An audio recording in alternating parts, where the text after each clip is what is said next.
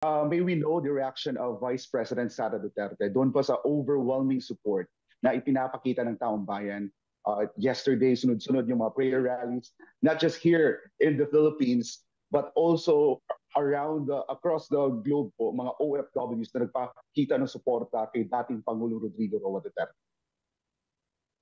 Nako, talaga naman pong nakakahabag sa damdamin ni VP Duterte yung napakalakas na suporta na pinapakita ng mga kapwa Pilipino natin, hindi lang dito sa dahig, kundi sa buong daigdig.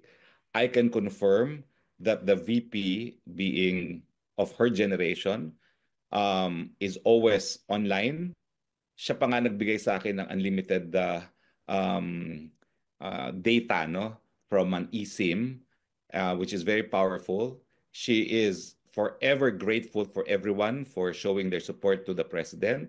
And yan po nagbibigay ng lakas, hindi lang sa kanya, kundi sa buong pamilya na malalampasan din ni Presidente Duterte itong pagsubok na ito. Attorney, usap-usapan po online yung paggamit ng litrato ng mga yumaong individual ng makakaliwang grupo sa EJK rally.